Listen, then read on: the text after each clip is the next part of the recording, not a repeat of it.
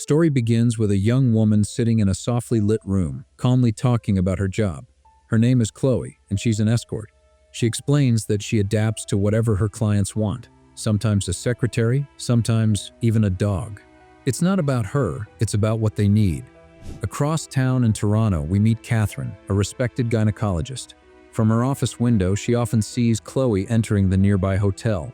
She notices her, but doesn't dwell on it, at least not yet. Meanwhile, Catherine's husband David, a college professor, is wrapping up his lecture. A female student speaks up and suggests taking him out to dinner. It sounds like a casual offer, but there's an undertone to it. David politely declines, saying he needs to get home for his birthday. The class starts singing "Happy Birthday," and he smiles, but he never makes it home. Meanwhile, Catherine has thrown a surprise party. The house is full, guests are mingling, music playing, but David isn't there. She smiles through it, doing her best to hold things together. Catherine's son, Michael, arrives with his girlfriend. Without saying a word to anyone, he quietly slips upstairs to his room. Everyone is waiting. Then David calls, saying he missed his flight. Catherine tries to play it off, but her face gives her away. As he speaks, a young female student walks up behind him and stands nearby. The next morning, David returns home. He acts like nothing happened. He says he didn't know about the party. Then he says he needs to leave early for coffee. Catherine doesn't say much, but the trust begins to slip. Later, Catherine finds their teenage son, Michael, walking around with his girlfriend in the house, the girl's in her underwear. Catherine asks if they're using protection. Michael brushes her off and says David already knows she stayed the night. The gap between mother and son is obvious. Soon after, Catherine sees a message on David's phone. A student thanked him for last night, along with a photo. It doesn't take much more for suspicion to take hold. That night, they go to dinner with Catherine's best friends. David casually flirts with the waitress. Catherine excuses herself to the restroom and hears someone crying in the next stall. It's Chloe. She's upset about men. Catherine passes her some toilet paper under the stall wall. They share a quiet, unspoken moment before stepping out.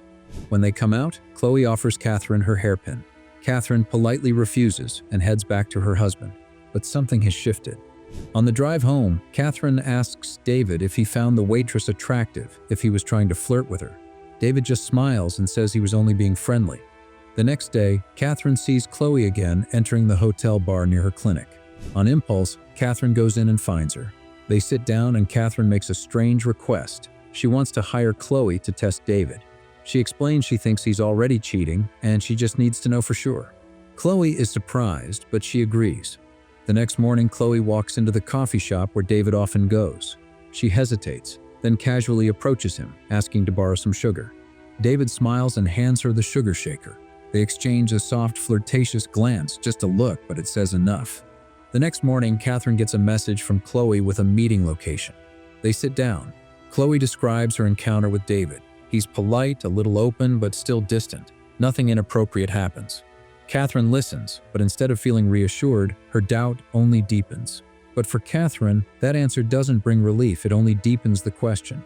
She asks Chloe how she manages to do this kind of work. Chloe says she looks for the good in people, no matter who they are. Catherine doesn't say much in response, but her eyes give away the storm building inside. She hands Chloe more money and asks her to meet David one more time. That evening, Catherine notices David at home, laughing and relaxed while texting someone. He seems lighter, almost pleased. Across the house, Catherine walks past Michael's room and overhears part of a video call. Michael's girlfriend is breaking up with him. She says it's about graduation and distance, but Michael doesn't buy it. He's upset. When he sees Catherine outside his door, he slams it shut without a word. Downstairs, Catherine tells David what happened. She worries that she might have pushed the girlfriend away by not approving of their relationship. David reassures her that Michael will be fine. They share a quiet moment over a bottle of scotch she bought for his birthday.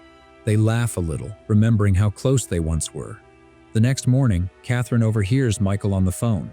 He's telling someone how he always loved hearing the story of how his parents met. Catherine listens from the hallway, smiling faintly. A message lights up on her phone. It's from Chloe. She wants to meet at a restaurant. Catherine tells Chloe she feels better now. Maybe this was all just her projecting her doubts. She says they don't need to go further. But Chloe reveals she already met David again. This time, something did happen. Chloe says they went out for lunch. Then they walked through a public garden where David kissed her. It wasn't casual. She says she could feel the intensity behind it, his restraint slipping. Catherine listens, stunned. But as Chloe goes deeper into the intimate details, Catherine can't take it anymore. A mix of anger and jealousy builds. Quietly, she gets up and leaves the restaurant. Later, still shaken, she tries to park and hits a parked car, scraping against a snowbank while Chloe, nearby on her bike, skids on ice and crashes. Catherine helps her up and brings her back inside the same cafe. Inside, she tends to Chloe's injured knee. As she lifts Chloe's leg and bandages the cut, the moment turns strangely intimate. Chloe watches Catherine closely. There's a tension neither of them addresses. Later, Chloe tells her more, how she touched David, how he responded. The details hit Catherine like a wave. Before asking Chloe to meet David again, she gently brings up the medical records, feeling awkward, almost guilty for asking. Chloe nods and promises to bring them. That night, Catherine showers in silence. Her mind drifts through every detail Chloe described. The garden, the kiss, the touch. The water runs, but nothing washes the images away. In the bedroom, David lies awake, staring into the dark. The next day, Chloe arrives unexpectedly at Catherine's clinic, holding her medical documents. She asks the receptionist for Catherine, but is told to wait. While waiting nearby, she overhears a young man asking for his mother, Catherine. Chloe watches as he walks off, then follows and casually approaches him. She starts talking to him, playful, probing. She flirts without being obvious. Michael doesn't engage. Catherine sees the exchange from afar, surprised and unsettled. Chloe approaches with a friendly smile and hands over her medical records. Catherine accepts them and quietly pulls her aside and tells her to stay away from Michael, that he can't know anything about their arrangement. Without another word, Catherine firmly dismisses her. Chloe leaves, and after, Michael walks in to pick up his suit for an upcoming recital. He barely acknowledges Catherine, leaving without a word. Later that day, Catherine meets two friends at a nearby hotel lounge. During the conversation, she receives a message from Chloe. Her friends notice, but say nothing. Catherine quickly excuses herself, saying she has to meet someone. This time, Chloe asks her to come to a hotel room. When Catherine enters the room, Chloe is in a robe. She says she met David there, recently. She starts describing what happened between them, in detail. But instead of more pain, Catherine feels something unexpected, arousal. The energy shifts. Chloe gets dressed while continuing her story. They leave the room together and wait by the elevator. Catherine, still visibly shaken, asks Chloe what perfume she's wearing. Chloe replies, "It's not perfume, it's a body cream." She gently applies a small amount to Catherine's hand. There's a quiet, intimate tension between them. As they walk down the hall, Catherine suddenly stops near a chair, overwhelmed, and says she doesn't know how to deal with this. Chloe leans in and kisses her. At first, she kisses her back, but at the last second, Catherine pulls away, startled, and quickly leaves. That evening at Michael's recital, Catherine sits alone, separated from David. After the performance ends, David approaches her. She seems shaken, but tries to hold it together. He kisses her hand, then pauses. He recognizes the scent and asks about it. Catherine says, "It's just a lotion." Before she can say more, David gets distracted by a student greeting him nearby. Before the gathering ends, Catherine quietly gets up and walks out. She returns to the hotel, needing answers. Chloe takes her to a private room. Catherine asks her to explain everything, what really happened with David. As Chloe speaks, she moves closer. Her voice softens, her touch lingers. Catherine listens, stunned, but doesn't pull away. The space between them vanishes. What began as storytelling slowly turns into something more intimate. This time, Catherine doesn't stop her. They share a cab afterward. Catherine pays for Chloe's drop-off, then turns to her, asking her to end the deal and not to see David again. As she's about to get out, Chloe offers her a small hairpin, one that belonged to her mother. She says she wants Catherine to have it. Catherine takes it, says nothing, and steps out.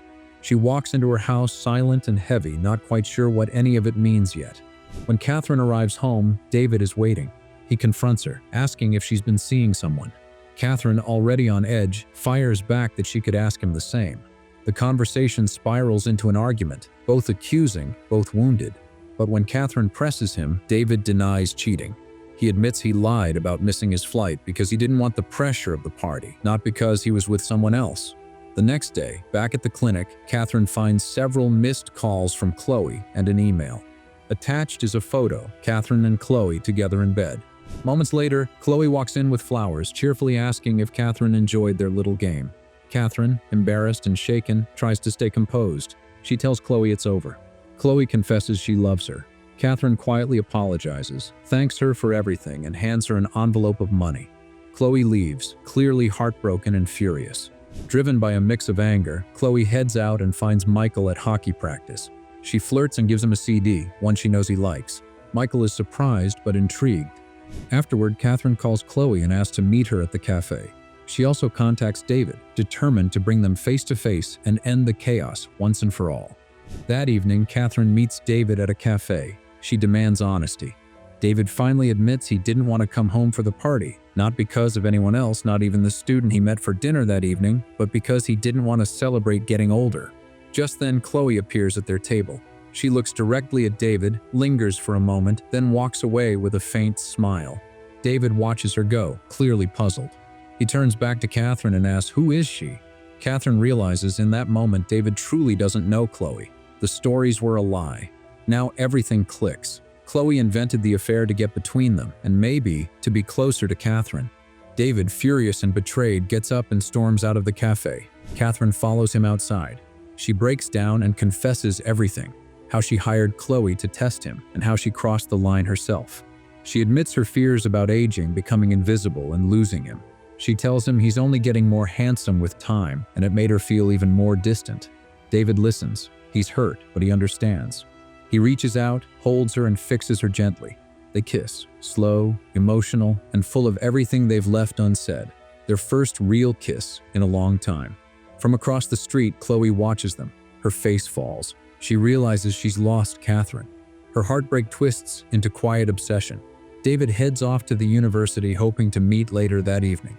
But Chloe isn't done. She shows up at their house and finds Michael. He lets her in, unaware of what's happened. By the time Catherine gets home, the house is quiet. As she changes in the corner of the room, she turns and freezes. Michael and Chloe are asleep in her bed. She sends Michael away and confronts Chloe. Chloe lashes out. She accuses Catherine of using people like all her male clients do. Catherine tries to calm her, apologizing, saying she never meant to hurt her. Chloe pulls off her hairpin, drawing blood from her own hand, and presses it to Catherine's throat. Catherine, trembling, asks what Chloe wants. Chloe doesn't say much, just looks at her with longing.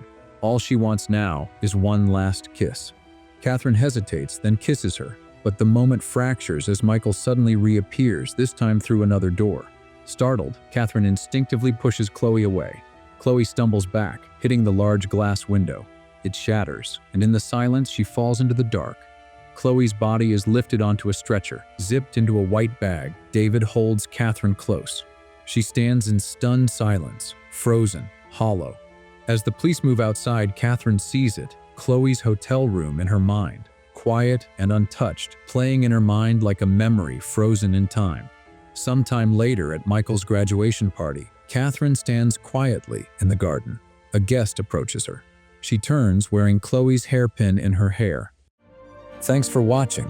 Be sure to subscribe and turn on notifications for more videos like this. There are amazing stories coming your way.